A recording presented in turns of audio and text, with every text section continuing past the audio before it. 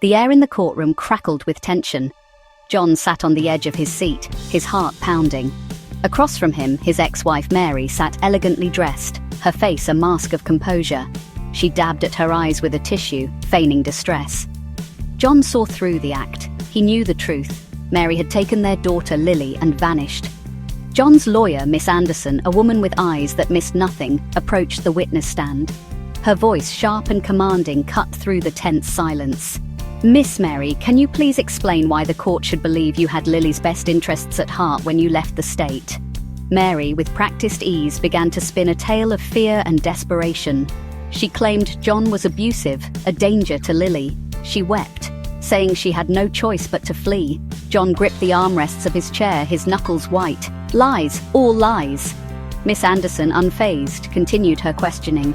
She presented evidence, phone records, travel receipts, and witness testimonies, each piece chipping away at Mary's facade. The tension in the courtroom was palpable.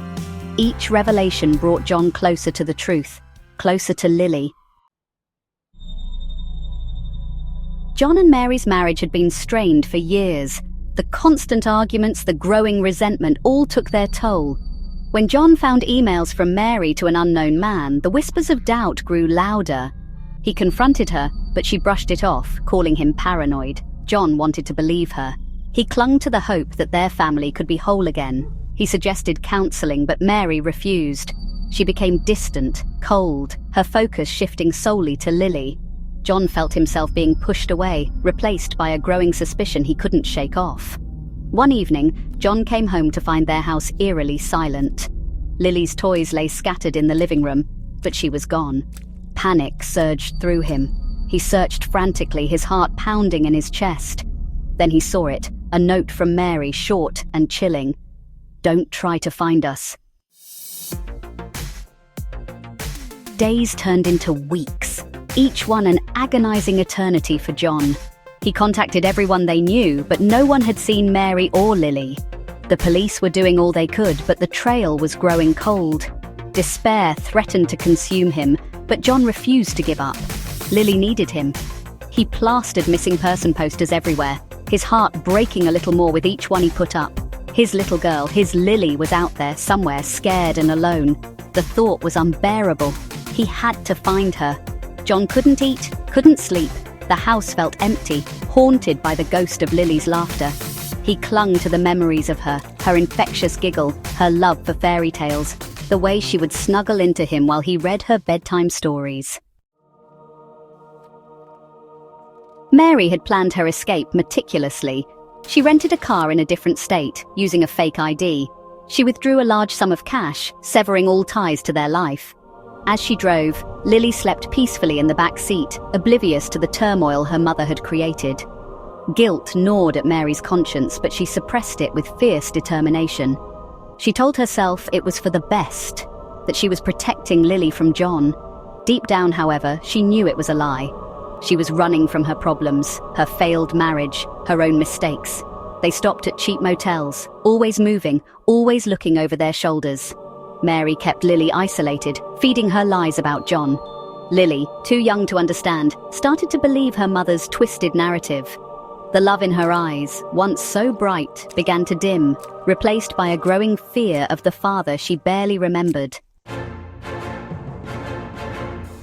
The weight of their secret pressed down on Mary. She felt trapped, paranoid, constantly looking over her shoulder.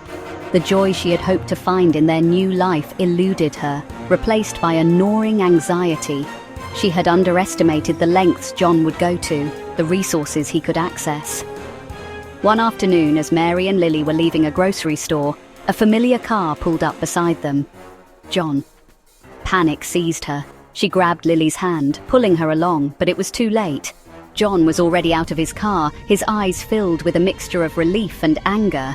Before Mary could react, John scooped Lily into his arms, holding her tight. Lily, confused and scared, started to cry. The police arrived within minutes, alerted by a witness who recognized them from the missing person posters.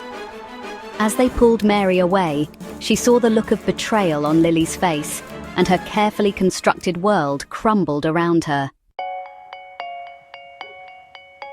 Back in the courtroom, Miss Anderson presented her closing argument.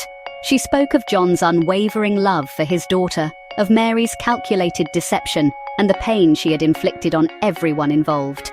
Her voice resonated with the power of truth, leaving no room for doubt. The jury returned with a unanimous verdict: guilty. A collective gasp swept through the courtroom. John felt a wave of relief wash over him. Finally, justice for Lily.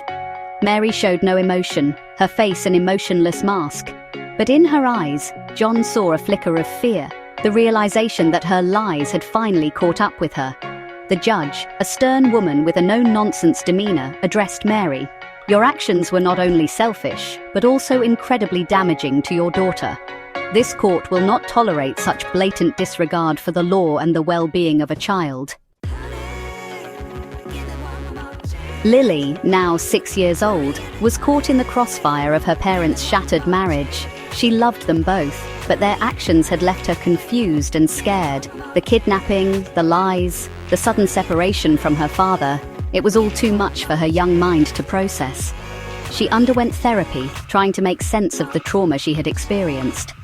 The therapist, a kind and patient woman, helped Lily understand that her father loved her very much, and that what her mother did was wrong. Slowly, Lily started to heal, but the scars of her ordeal remained. John dedicated himself to being there for Lily, to rebuilding the trust that Mary had so carelessly broken. He filled their days with love, laughter, and the simple joys of childhood. He read her bedtime stories, took her to the park, and listened patiently as she poured out her heart to him. Life after the trial was a long and arduous journey.